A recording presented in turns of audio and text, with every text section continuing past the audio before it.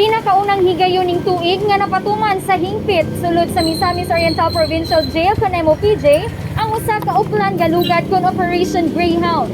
Kabahin kini sa pagtuman sa nagunang tahas nga mapadayon ng kahusay ug kalinaw alang sa tibok lalawigan ug malimpyuan usab ang sulod sa bilangguan.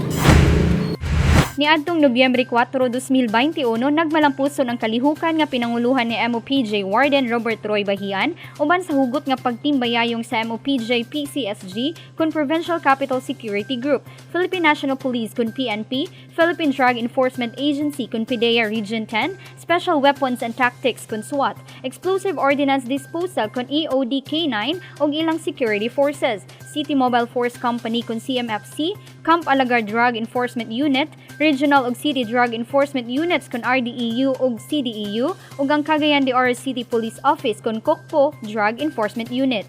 Ato sa Operation Galugad, mikooperar usab ang tanan nga inmates ngadto na sa mga awtoridad. Sayod mismo si Provincial Warden Bahian nga dako og kahimuan ang pagpatigayon sa Oplan Galugad subay sa mandato ni Governor Bambi nga siguruhong walay mga kontrabando sulod sa prisuhan. Gawas niini kamanduan usab sa gobernador nga dili magpasagad og kanunay nga ipatuman sulod sa MOPJ ang insaktong balaod nun lakip na ang paghatag patas nga pagtagad sa magikinahanglan sa mga inmates. Akong pasabot sa ilahan nga kini isip katungdanan sa pag-amuman nila. Nagkanda kami sa mga inspeksyon kay para malikaya na to ang mga disgrasya kay nakakuha man ta og mga sundang, kutsilyo, mga ice pick. Nasakmit sulod sa selda ang mga nagkariyang kagamitan sama sa drug paraphernalia, kinilo nga dried tobacco leaves, pakete sa mga sigarilyo, mga lighter o posporo, hait ng mga gamit sama sa kutsilyo o purok, martilyo, electric wires, cellular phones, television sets, water heater, DVD player o speakers, electric stoves o kitchenwares.